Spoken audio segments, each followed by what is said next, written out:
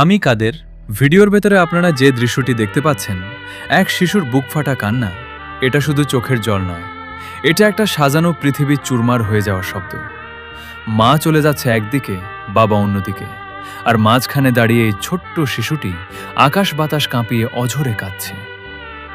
সংসারে স্বামী স্ত্রীর মধ্যে ভুল বোঝাবুঝি বা ঝগড়া হওয়াটা অস্বাভাবিক কিছু নয়, কিন্তু আপনাদের সেই জেদ আর অভিমানে কেন এই নিষ্পাক শৈশবটা পুড়ে ছাই হবে? নিজেরা আলাদা হয়ে হয়তো আপনারা মুক্তি খুঁজছেন, কিন্তু ভেবে দেখেছেন কি আপনাদের এই একটি ভুলের কারণে ওই শিশুটির সারা জীবনের শান্তি চিরতরে হারিয়ে যাচ্ছে?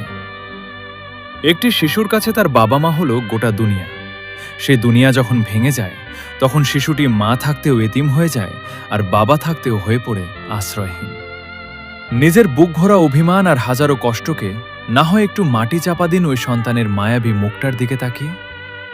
আপনাদের একটু ত্যাগ আর একটু মানিয়ে নেওয়া একটি শিশুকে অনাথ হওয়ার হাত থেকে বাঁচাতে পারে।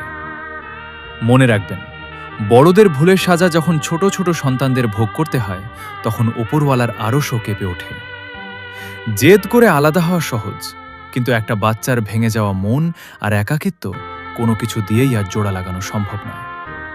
তাই কোনো চূড়ান্ত সিদ্ধান্ত নেওয়ার আগে একবার ওই নিষ্পাপ চোখগুলোর দিকে তাকান। বিচ্ছেদ যেন কোনো সন্তানের শৈশব কেড়ে না নেয়। আপনাদের ঘরটাই যেন হয় সন্তানের জন্য শ্রেষ্ঠ স্বর্গ।